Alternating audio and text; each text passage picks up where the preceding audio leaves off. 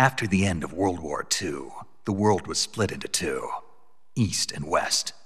This marked the beginning of the era called the Cold War.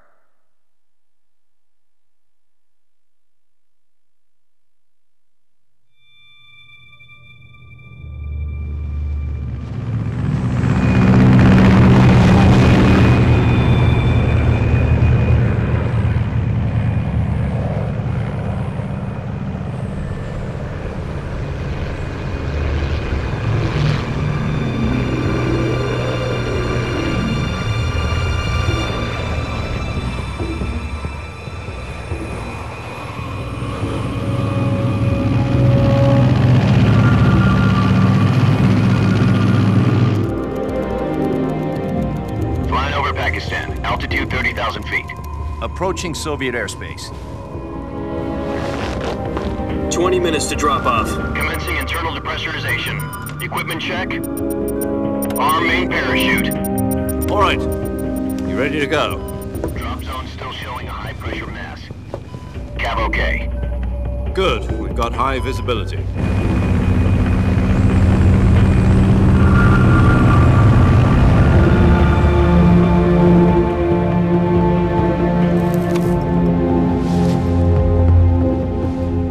Cigar. Connecting oxygen hose to interior connector. Put on your mask.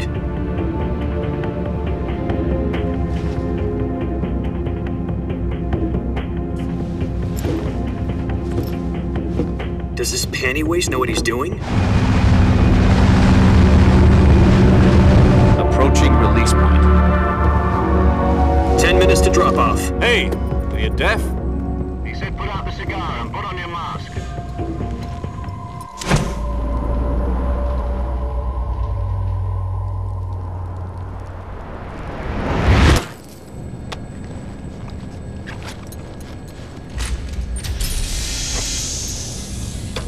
Depressurization complete.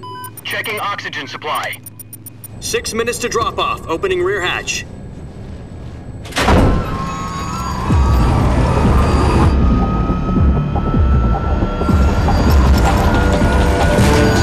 Sunrise.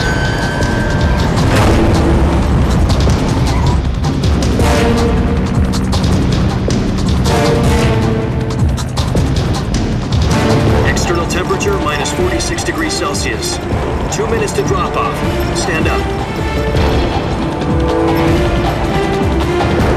You'll be falling at 130 miles per hour. Try not to get frostbite from the wind chill. 1 minute to drop off. Move to the rear. Activate bailout model. This is one for the history books. The world's first halo jump. 10 seconds to drop off. Stand by. Status okay. All green. Prepare for drop off. Countdown. 5, 4, 3, 2, 1. Spread your wings And fly. God be with you.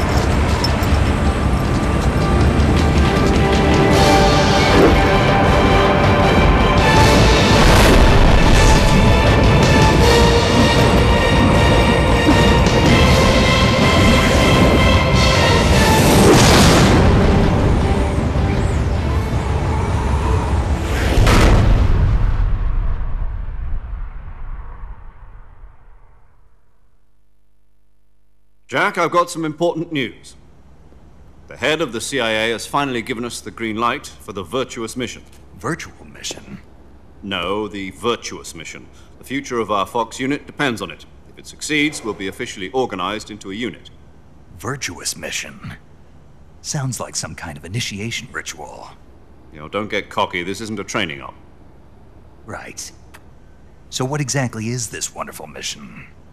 Well, about 2 years ago, a certain Soviet scientist requested asylum in the West through one of our moles.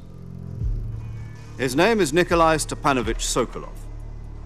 He's head of the OKB 754 Design Bureau, one of the Soviets' top-secret weapon research facilities, and the East's foremost expert on weapons development. Sokolov? Isn't he that famous rocket scientist? The very same. On April the 12th, 1961, the Soviets achieved the first manned spaceflight in history. The Earth was blue, but there was no God. Well spoken. The rocket that carried Yuri Gagarin to orbit was the A-1, known as the Vostok rocket. Sokolov is said to be the man most responsible for the multi-engine cluster used in that rocket. After Gagarin's flight, Sokolov left rocket development to become the head of the newly established Design Bureau. From a lowly technician to head of a design bureau, that's quite a success story, so why do you want to defect? It seems he'd become afraid of his own creations. Afraid? Call it a crisis of conscience. And for that, he left his country and his family behind and went over the fence? Not exactly. One of his conditions was that his family was also to be taken safely to the west. We used a mole to get the family out first and succeeded in sneaking Sokolov over the Berlin Wall shortly afterwards. I was the one who conducted the operation. The security on the eastern side was still full of holes back then. Then what? We got Sokolov over in one piece, but the whole ordeal had left him exhausted, and we checked him into a hospital in West Berlin. It took him 2 weeks and more than 600 miles to get from the research facility in the Soviet Union to Berlin. He was in no condition to say anything coherent. And it was only a week later that we had something much bigger on our hands. The Cuban Missile Crisis. October the 16th, 1962, President Kennedy received word that the Soviets were in the process of deploying intermediate-range ballistic missiles in Cuba. The President demanded that the Soviets dismantle and remove the missiles. At the same time, he announced a naval blockade to prevent further missile shipments from reaching Cuba. But the Soviets didn't back down, instead placing their armed forces on secondary alert. Soviet transport ships carrying missiles continued on course towards Cuba. US and Soviet forces went on alert for an all-out nuclear war. Frantic negotiations were conducted through the UN's Emergency Security Council and unofficial channels to end the hair-trigger standoff. Finally, on October the 28th, the Soviet Union agreed to remove its missiles from Cuba, and so the world avoided a nuclear holocaust. But in order to get the Soviets to pull their missiles out, we had to make a deal. You mean the one where the US agreed to remove its IRBMs from Turkey? No. The Jupiter IRBMs deployed in Turkey were obsolete, and we were going to get rid of them anyway. They had no strategic value whatsoever to either the US or the Russians. The Turkey deal was a ruse, a cover story that was fed to the other intelligence agencies around the world. So what did the Russians really want? Sokolov. They wanted us to return Sokolov. You mean the Soviets pulled out of Cuba just to get their hands on Sokolov? That's right. What the hell was he working on? At the time, we had no idea. We were running out of time. It was either give up Sokolov or risk full-scale nuclear war. In the end, we had no choice. President Kennedy gave in to Khrushchev's demand.